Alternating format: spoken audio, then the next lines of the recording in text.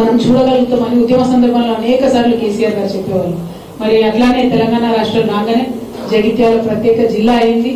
అంతకుముందు అంతా కూడా ఎన్నికల హామీగా నిలబడిపోయినటువంటి బోర్నపల్లి బ్రిడ్జ్ సాకారమైంది.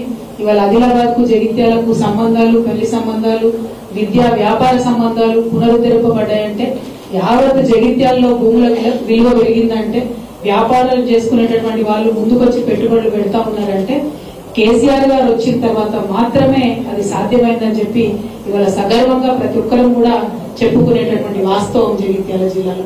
అదేవిధంగా ఎన్నడూ అనుకోలేదు పెద్ద మెడికల్ కాలేజ్ వస్తుంది జగిత్యాలకని. అద్భుతమైనటువంటి మెడికల్ కాలేజ్ ని, గవర్నమెంట్ మెడికల్ కాలేజ్ ని మనం ఇచ్చుకున్నాం. మనము హాస్పిటల్ అయితే ఇంకొకటి ఒకటని కాదు, అన్ని రంగాల్లో జగిత్యాల జిల్లాను నిలబెట్టినాం.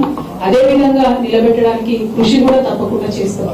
సరే, రాజకీయాలకు సంబంధం లేకుండా మరి ఇప్పుడు జరుగుతున్నటువంటి ప్రజలు గెలిపించినటువంటి విషయాన్ని కూడా మర్చిపోయి ఇక్కడ బీఆర్ఎస్ పార్టీలో గెలిచినటువంటి ఎమ్మెల్యే గారు పార్టీని మోసం చేసి, కార్యకర్తలను మోసం చేసి, తల్లి పాలు తాగి రొమ్ము తినటువంటి చందంగా ఆయన పార్టీ మారి వెళ్ళిపోయినా కూడా మరి కార్యకర్తలందరూ కూడా నిబద్ధతతో కేవలం కేసీఆర్ గారి మీద ప్రేమతోని, గులాబీ జెండా ఉందనేటటువంటి గుండె ధైర్యంతోనే ఇవాళ బీఆర్ఎస్ పార్టీలో కార్యకర్తలందరూ కూడా కొనసాగుతూ ఉన్నారు.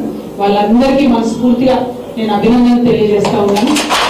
మనలో ఉన్నటువంటి ఉద్యమ చైతన్య స్ఫూర్తి నింపినటువంటి కేసీఆర్ గారు మనకు అండగా ఉన్నంత వరకు మనం భయపడాల్సినటువంటి అవసరమే లేదు.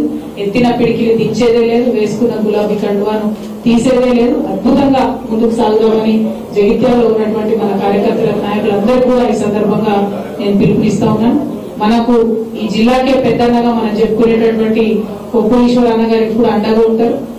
ఇప్పుడు స్థానికంగా ఎమ్మెల్సీ అన్న ఎల్రమణ అన్న గారు మనకు చాలా పెద్ద అండగా, రాష్ట్ర స్థాయిలో వారు నాయకత్వం చేసినటువంటి వ్యక్తి మనకి ఇవాళ జగిత్యాలలో అండగా ఉన్నారు. వారు సిట్టింగ్ ఎమ్మెల్సీగా ఉన్నారు, వారి అండగా ఉన్నది. గౌరవనీయులు పెద్దలు మన విద్యాసాగర్ అన్నగారు ఇవాళ సీనియర్ మోస్ట్ శాసనసభ్యులు బీఆర్ఎస్ పార్టీలో జెడ్పీటీసీ స్థాయి నుండి ఎదుర్కొంటూ రాజకీయాల్లో వచ్చినటువంటి వ్యక్తి, మంచి వక్త, అందరినీ సమన్వయం చేసుకునే ఓపిక ఉన్నటువంటి గౌరవ జిల్లా అధ్యక్షులు పెద్దలు విద్యాసాగర్ రావు గారు ఉన్నారు.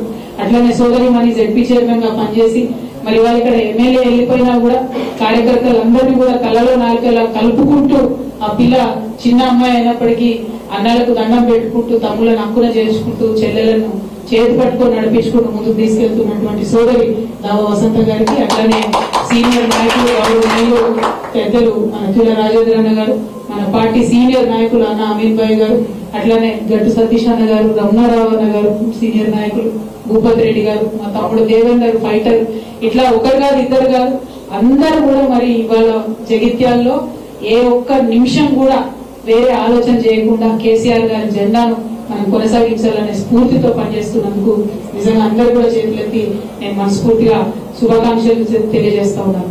మరి రాష్ట్రంలో ఏం జరుగుతుందో ఒకసారి ఆలోచన చేసుకుంటే అనేకమైనటువంటి హామీలు, దాదాపుగా 420 హామీలు ఇచ్చి అధికారంలోకి వచ్చినటువంటి కాంగ్రెస్ పార్టీ ఇవాళ ఎవరి కోసం ఏం చేస్తుందో ఒకసారి ఆలోచించుకోవాలి. నిజంగా నిన్న జగిత్యాల వచ్చే ముందే ఒక రైతన్న ఒక మంచి మెసేజ్ పెట్టింది. ఎండిపోయినటువంటి తన పొలాన్ని చూపించుకుంటూ బాధపడుకుంటూ మన మంగళ దగ్గర సారంగపూర్ మంగళ ఊరు గ్రామానికి సంబంధించినటువంటి రైతు పెట్టినటువంటి మెసేజ్ చూస్తే కళ్ళకు నీళ్ళు వచ్చేటటువంటి పరిస్థితి. ఎండిపోయినటువంటి భూమిని చూపించుకుంటూ బాధపడుతున్నటువంటి పరిస్థితి. ఇవాళ రైతు భరోసా లేదు, ఎరువులకు ఇబ్బంది, నీళ్లు ఇచ్చేటటువంటి తెలివి లేదు. కేసీఆర్ గారు ఆల్రెడీ కాళేశ్వరం నిర్మాణం చేసిండ్రు, అయిపోయింది. దానికి మొత్తం కూడా 10 ఏళ్లలో వరద కాలువను నిజంగా జీవధారగా సంవత్సరం పొడవునా కూడా నింపి పెట్టినాం.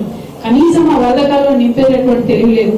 ఏమన్నా అంటే కేసీఆర్ గారి మీద రాజకీయంగా విమర్శ చేసి మేడిగడ్డ లింక్ 1 ని యూజ్ చేయకుండా ఇక్కడ వరద కాలువను ఎండబెట్టినటువంటి పరిస్థితి. వరద కాలువ ఎండిపోతే యావత్ జగిత్యాల జిల్లాలో ఉన్న రైతులందరికీ కూడా కళ్ళల్లో కన్నీళ్లు ఉంటే తప్పితే ఇంకొకటి ఉండదు. నేను ఈ జగిత్యాల గడ్డ మీద నుండి రేవంత్ రెడ్డి గారిని విజ్ఞప్తి చేస్తా ఉన్నా, మీ రాజకీయ కక్షలు కార్పణ్యాలు పక్కన పెట్టి కాళేశ్వరం లింక్ 1 మీరు యూజ్ చేసుకొని మా వరద కాలువకు నీళ్లు ఇవ్వండి దయచేసి. జగిత్యాలలో భూములు ఎండిపోయే పరిస్థితి ఉన్నది, చెబ్బోడమిలో భూములు ఎండిపోయేటటువంటి పరిస్థితి ఉన్నది, అక్కడ పెద్దపల్లిలో భూములు ఎండిపోయేటటువంటి పరిస్థితి ఉన్నది. దయచేసి నీళ్లను రిలీజ్ చేయవలసిందిగా నేను ఈ ప్రభుత్వాన్ని డిమాండ్ చేస్తా ఉన్నాను. అదేవిధంగా మీరు చూసినట్టయితే మహిళలకు ఇచ్చినటువంటి ఒక్కటంటే ఒక్క హామీ కూడా ఈ ప్రభుత్వం నిలబెట్టుకోలేదు. 2500 ఇస్తామన్నారు, తులం బంగారం అన్నారు, 18 ఏళ్లు నిండితే స్కూటీలు ఇస్తామన్నారు. వీడి కార్మికులు అనేక మంది ఉంటారు ఇక్కడ జగిత్యాల మెట్పల్లి అంటేనే వీడి కార్మికులకు హబ్బు. విద్యాసాగర్ రావు గారు నాకు గుర్తుంది 80,000 మందికి బీడీ కార్మికులకు వెంటబడి మనం ఆనాడు పెన్షన్ ఇప్పించుకున్న పరిస్థితి. ఇవాళ 2,000 నుంచి 4,000 చేస్తామని చెప్పిండ్రు. కనీసం బీడీ కార్మికుల గురించి, మహిళల గురించి ఒక్కనాడు కూడా ఈ రాష్ట్ర ముఖ్యమంత్రి మాట్లాడకపోవడం నిజంగా కూడా శోచనీయం. మహిళలను ఇంత చిన్న చూపు చూస్తున్నటువంటి ముఖ్యమంత్రి గారికి ఖచ్చితంగా కాలం గుణపాఠం నేర్పిస్తుందని కూడా నేను ఈ సందర్భంగా తెలియజేస్తా ఉన్నాను. ఇక విద్యార్థులకైతే ఎన్ని మాటలు చెప్పిరో మీకు తెలుసు. జాబ్ క్యాలెండర్ ఎక్కడుందో అడగాలి. కనీసం చిన్న పిల్లలకైతే భూమ పెట్టలేని పరిస్థితులలో, మంచి ఆహారం పెట్టలేనటువంటి పరిస్థితుల్లో ఈ ప్రభుత్వం ఉన్నది. కాంగ్రెస్ పార్టీ ప్రభుత్వం చేస్తున్నటువంటి తప్పులను తెలంగాణ సమాజం చూస్తున్నది. తప్పకుండా తప్పులు ఒకనాడు నిండుతాయి. శిశుపాలను కూడా 100 తప్పులు అయ్యేంత వరకు వెయిట్ చేసి చూసింది కాలం. ఆ తర్వాత క్షమించలేదు. కాంగ్రెస్ పార్టీ కూడా రాబోయే రోజులలో అదే జరగబోతా ఉన్నది.